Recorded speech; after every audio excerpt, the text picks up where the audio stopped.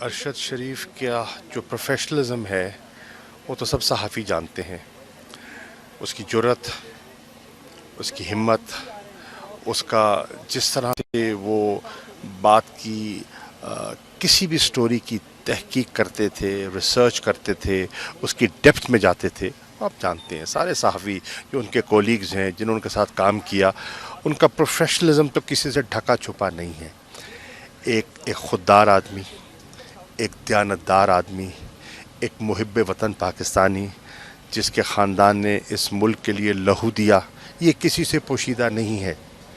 لیکن میں ابھی جس چیز نے مجھے متاثر کیا ہے، میں ان کی والدہ سے مل کے آیا ہوں، اور جو ان کا میں نے حوصلہ دیکھا ہے، اور جو میں نے ان کا پختہ ایمان دیکھا ہے، میں حیرت میں ہوں. ایک ماں کا ایک بیٹے کو پہلے رخصت کیا، جو اب گھر کا سہارا تھا. جی کس ہمت میں نے ان کی اہلیہ کو دیکھا، ان کے بچوں کو.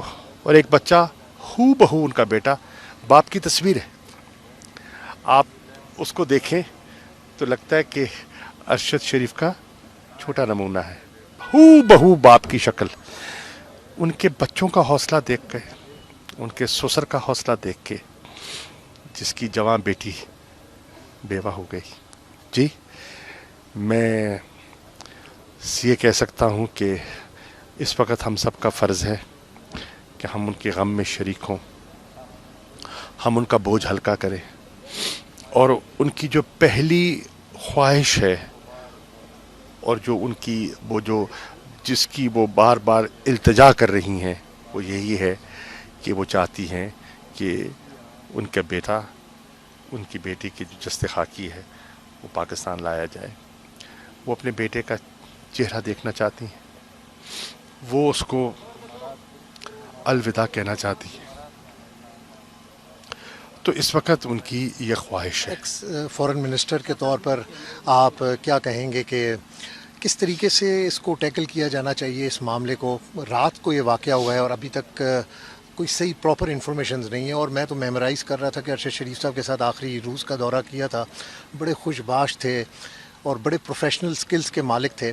تو ایز اے فورن منسٹر کوئی تھوڑا سا بتائیں کہ کس طریقے سے اس معاملے کو کیا جانا چاہیے؟ ابھی تک کوئی انفارمیشنز نہیں آ رہی، کوئی اصل وجوہات نہیں پتہ چل رہی ہیں. پہلی چیز تو یہ ہے کہ ہماری وہاں نائروبی میں پریزنس ہے، ہمارا فورن آفس ہے ہماری وہاں مشن ہے، اور وہاں ہماری امبیسڈر ہے، اچھی امبیسڈر ہیں. انہیں فل فور وہاں پہنچنا چاہیے، اور شاید پہنچی بھی ہوں. اور ان کی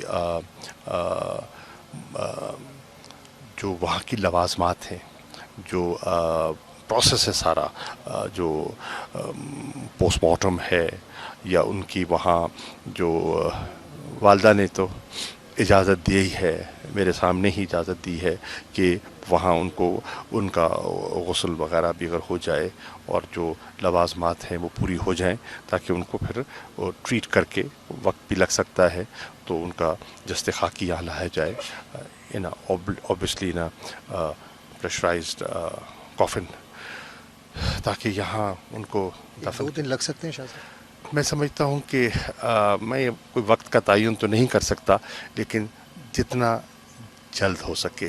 دیکھیے فیملی کی کیفیت دیکھیے، ان کو اس وقت کیا ہے؟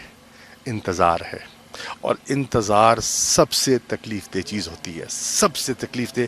ایسا کوئی واقعہ ہو جائے تو یہ جو ہے نا، لا علمی اور انتظار سب سے تکلیف دہ ہے. تو اگر ہم نے ان کا اس وقت کچھ بوجھ ہلکا کرنا ہے تو ہماری سب کی کوشش ہونی چاہیے کہ جتنے لوازمات ہیں ان کو جلد از جلد مکمل کیا جائے، اور ان کی باڈی یہاں ہے. لاسٹ کوشچن ہے، کیا فیل کیا جب یہ خبر آپ کو ملی؟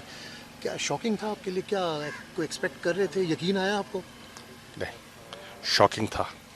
اور میں 1 منٹ کے جو کہتے ہیں نا کہ سکتے میں چلا گیا، کیونکہ میں اٹھا اور پہلی خبر یہ ملی ہوئی، اور مجھے یقین نہیں آ رہا تھا، دل ماننا نہیں چاہ رہا تھا، لیکن حقیقت کو تسلیم کرنا پڑتا ہے. کتنا بڑا لاس ہے پاکستانی صحافت کے بڑا لیے؟ لاس ہے، بہت بڑا لاس ہے، بہت بڑا لاس ہے، اور